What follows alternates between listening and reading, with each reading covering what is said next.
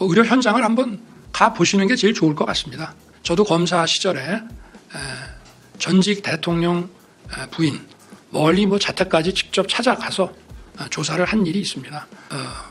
외압의 실체가 없는 것이 자연스럽게 드러난 게 아닌가. 다음 질문 받겠습니다. 손을 들어주십시오. 자, 대변인께서 네. 정해 주십시오. 네. 네, 조선일보 양승식 기자님. 네, 대통령님 안녕하십니까. 조선일보 양승식입니다. 저는 오늘 말씀하신 것 중에 의료개혁에 대해서 좀 여쭤보려고 합니다. 조금 전 국정브리핑에서 대통령께서 의대 증원이 마무리됐다 이런 식으로 말씀하셨는데요. 지금 의료 현장에서는 그 말씀하신 의대 정원 문제를 이유로 의사들이 현장에 나오지 않고 있는 상황이 수개월째 지속되고 있습니다. 그리고 그런 상황이 계속 누적되면서 의료가 한계에 다다른 게 아니냐. 그리고 코로나까지 최근 재유행하고 추석을 앞두고 여러 가지 위기설이 나오고 있는데요. 근데 이런 상황에서 대통령실은 지금 현장에서의 관리는 잘 되고 있다라고 저희를 안심시키고 있는 메시지를 내고 계시는데 의료 현장에서의 이런 체감과 이 대통령실의 메시지에 이렇게 차이가 큰 이유가 제가 좀 궁금합니다. 그리고 이제 이와 함께 그 의사들을 다시 복귀시키기 위해서 이들에게 뭔가 전향적인 그 메시지를 주면서 대화에 빨리 나서야 된다는 의견도 있는데요. 이와 같은 대통령님의 입장 또한 궁금합니다. 일단 그 의대 증원에 대해서 완강히 거부하는 그런 분들의 주장을 지금 말씀을 하고 계신 것 같은데 의료 현장을 한번 가 보시는 게 제일 좋을 것 같습니다. 특히 지역의 이 종합병원들 이런 데 좀 가보시고 여러 가지 문제가 있지만 일단 비상진료 이 체제가 그래도 원활하게 가동되고 있고 정부도 열심히 뛰고 있습니다만은 또 우리 현장에 우리 의사, 간호사 또 간호조무사를 비롯한 관계자 여러분들께서 정말 헌신적으로 뛰고 계시기 때문에 저는 해낼 수 있다고 생각을 하고 있습니다. 그리고 또 여러 가지 근본적인 문제들도 있습니다만은 그것은 바로 우리가 의료 개혁을 해야 하는 그 이유이지 이것 때문에 멈출 수는 없다고 생각합니다. 그리고 아마 이 의료 개혁 문제도 노동 개혁이나 교육 개혁 또 저출생 문제를 해결하는 것만큼 아마 어려울 것입니다.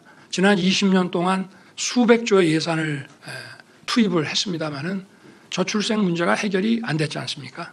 그러면 어차피 안 되는 거니까 돈을 다른 데 쓰고 이 문제는 포기하고 차라리 외국 근로자들을 그냥 받아다 쓰자 이렇게 얘기할 수는 없는 거 아니겠습니까? 제가 아까도 말씀을 드렸습니다마는 의료개혁이라는 것은 대한민국 어디에 살든지 어느 지역이나 관계없이 차별받지 않고 국민들의 생명권과 건강권이 공정하게 보장되도록 하는 것입니다. 그걸 국가가 안 하면 국가라고 할 수 있겠습니까? 어려움이 있지만 답은 현장에 있고 디테일에 있는 것이고 정부는 헌신적인 의료진과 함께 의료개혁을 반드시 해내겠습니다. 네, 다음 질문 받겠습니다. 네, 중앙일보 허진 기자님. 네, 안녕하십니까. 중앙일보 허진입니다. 네, 김건희 여사 명품백 수사 관련해서 여쭙도록 하겠습니다. 검찰 수사팀은 이 사건에 대해서 무혐의로 결론을 내렸지만 이원석 검찰총장은 직권으로 수사심의위원회에 회부를 했잖아요. 사실 검찰 조사 과정에 대해서 국민 눈높이에 맞지 않다는 비판이 있는 것도 사실인데 대통령께서는 이 부분에 대해서 어떻게 생각하시는지 말씀을 여쭙고 덧붙여서 제2부속실 준비 중인 걸로 알고 있는데 언제 공식화가 될지 그리고 나머지 한 축인 특별감찰관 우리가 언제 만나볼 수 있을지 여쭙겠습니다. 질문이 많아서 좀 답변하다가 빠뜨릴 수도 있겠습니다. 일단 저는 준사법적인 이런 수사의 처분 결과나 또는 재판의 어떤 선고 결과에 대해서는 대통령으로서 언급을 그동안 자제해 왔다는 점을 좀 유념해 주시기를 부탁드립니다. 그리고 조사 방식에 대해서는 제 예를 들면 저도 검사 시절에 전직 대통령 부인, 전직 영부인에 대해서 멀리 뭐 자택까지 직접 찾아가서 조사를 한 일이 있습니다. 조사 방식이라는 것이 뭐 정해진 것이 아니고 예를 들어서 뭐 영장을 발부받아서 강제로 하는 거라면 하겠지만 모든 조사는 원칙적으로 임의 조사이기 때문에 여러 가지 고려를 해서 또 그 조사 방식이라든가 장소가 정해질 수 있는 거라고 생각합니다. 그래서 저도 과거에 사저를 찾아가서 조사를 했고요. 그래서 뭐 그렇지만 어찌 됐든 뭐 수사 처분에 대해서는 제가 언급 안 하는 게 맞다고 생각합니다. 더구나 뭐 가족과 관련된 일이라면 더더군다나 거기에 대해서는 언급 안 하는 게 맞고요. 제2부속실은 지금 설치하려고 준비 중입니다. 네. 장소도 지금 마땅한 데가 없어서 외국에 가보면은 우리 뭐 가까이 뭐 청와대만 해도 대통령 그 배우자가 쓰는 뭐 이런 공간이 또 널찍하게 있고 한데 용산은 지금 그런 것도 없고 뭐 부속실을 만든다고 하면 뭐 장소가 있어야 되는데 지금 일단 좀 마땅한 데가 없습니다. 그래서 장소가 잘 준비되면은 부속실이 이제 본격적으로 뭐 좀 일을 하게 되지 않을까 그런 생각을 하고요. 특감 문제는 그건 국회에서 오면 제가 임명하게 돼 있는 것이고요.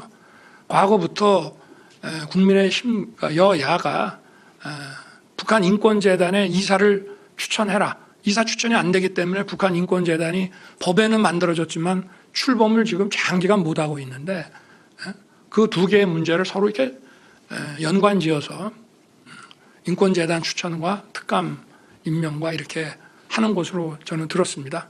뭐 국회에서 어떤 식이든지 간에 정해주면은 임명하도록 할 것입니다.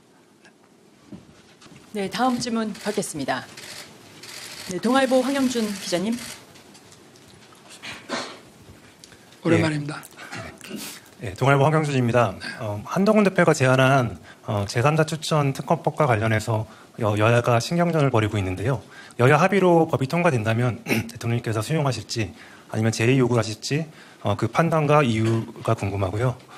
그리고 여전히 특검은 공수처 수사 이후에 필요하면 하시겠다는 입장인지 궁금하고 마지막으로 임성근 전 사단장 구명로비 의혹에 대해서 실체가 있다고 생각하시는지 여쭙고 싶습니다. 질문이 굉장히 많으시네. 지난번에 뭐 차상병 그 특검과 관련해서 무슨 뭐 청문회를 하지 않았습니까? 국회에서. 저도 방송을 통해서 잠깐 이렇게 봤는데요. 뭐 이미 거기서 뭐 외압의 실체가 없는 것이 자연스럽게 드러난 게 아닌가 생각을 하고 저는 지난번 그 5월 10일 우리 기자회견 때도 수사가 미흡하면 제가 먼저 특검을 하자고 하겠다라고 했는데 지금 이제 그 우리 최상병의 이런 안타까운 그 사망 사건에 대해서 도대체 어떻게 법적 책임을 물어야 하는지에 대해서 수사가 저는 잘 되고 있다고 생각합니다. 지난번에 경찰에서 아주 꼼꼼하고 장기간 수사를 해서 수사 결과를 거의 뭐 책을 내듯이 이렇게 발표를 했고 제가 볼 때는 뭐 언론에서나 많은 국민들이 그 수사 결과에 대해서 뭐 특별한 이의를 달기가 어렵다고 저는 보고 있고요. 그래서 국가에 헌신하기 위해서 군문에 들어왔는데 그러한 그 장병이 사망한 거에 대해서 그 원인과 책임을 제대로 규명하지 않는다면 어떻게 강군을 만들 수 있겠습니까? 그래서 거기에 대한 규명이 필요하고 그리고 그 규명 자체를 군에다 맡기질 않고 이미 민간 수사기관에 또 민간 재판기관에서 하도록 제도가 바뀌어 있고 거기에 따라서 저는 그 절차가 아주 엄정하게 진행되고 있다고 생각합니다. 이런 것으로 제 답변을 대신하겠습니다.